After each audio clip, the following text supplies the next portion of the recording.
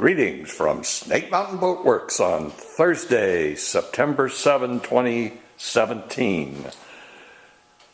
We've applied Daly's 2-part wood bleaching solution to the 59 17-foot Chris Craft Sportsman. We started applying the bleach at about midday yesterday and kept the boat wet with continued applications until about midnight last night. And you can see the result. Very uniform.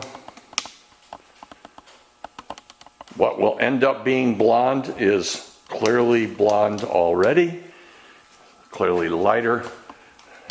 The blonde components will be the king plank and what I call the combing, for lack of a better term, around that surrounds the cockpit and seating area. All of the rest of it, the planking, etc., will be stained our standard Chris Craft mixture of brown and red mahogany interlux inner stain. And the blonde will be accomplished by staining the king plank and combing with Sandusky Paint Company's Chris Craft Carina Blonde Filler Stain. We'll do the blonde part first. Our next step is to mask off the king plank and the combing all the way around so that stain does not bleed into what will eventually be red.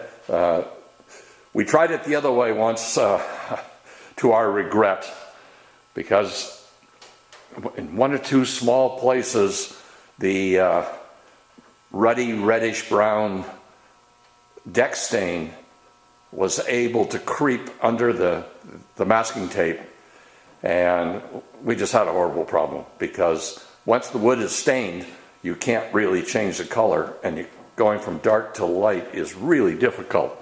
You can cover up a little bit of leakage in the other direction, but going from dark to blonde is really difficult. And so what we were faced with was sanding that whole area back down flat and bleaching it again. And it ended up okay, but we learned our lesson. Blonde is first.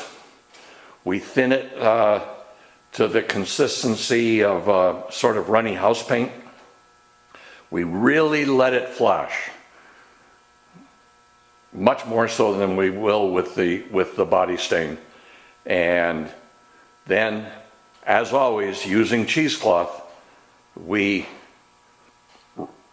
rub it into the surface going cross grain. If you rub the stain off going with the grain, the filler is gone. You have wiped all of it out of the grain itself.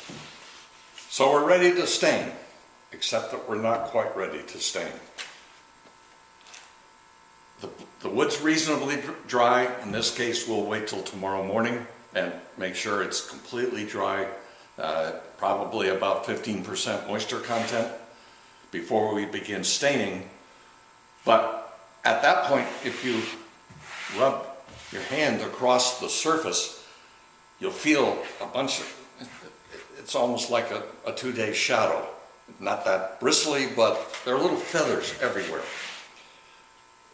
You could reach for some sandpaper, 320 grit, 200 grit, something like that.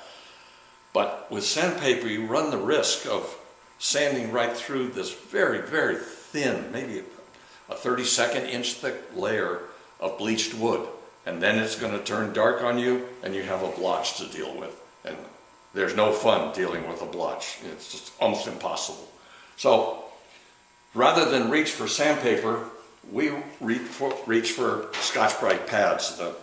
The brand we use is Circa 1850 from Jamestown Distributors. We always use a coarse one, and the nice thing with this is by working with the grain, you can clean those feathers off without really touching the bleach surface beneath it. So here I've got a section that could use a little bit more. Now you're not trying to make this shiny. You're just trying to make it feel like you've got a layer of wood and nothing between your skin and that layer of wood. So you clean all those little feathers off with the Scotch Brite pad and then vacuum everything. Get it as clean as you possibly can. And then in our case, tomorrow morning we'll be bleaching the king plank and the trim around the cockpit and seating area. We'll let that cure and then stain the mahogany parts. And then we'll let everything cure for several days, because what we've learned is the clear penetrating epoxy sealer, while it's a wonderful sealer, if you apply it to Interlux Interstain too soon after the application of the stain, the CPS tends to pull the stain, and you get areas, again in this case, areas that would be light. It's just not uniform. So be patient. We will be patient and have her stained probably by Monday or Tuesday next week, and then wait till Thursday or Friday, more likely Friday. Apply the clear penetrating epoxy sealer, let it cure, lightly sand it, and I mean lightly. And again, the Scotch Brite pad is not a terrible tool to reach for. And then it's time for varnish, and she really gets pretty fast. So that's our update on September 7th, 2017 on the 1959 Chris Craft 17-foot Sportsman. Thank you so much. Bye-bye from Snake Mountain Boat Works.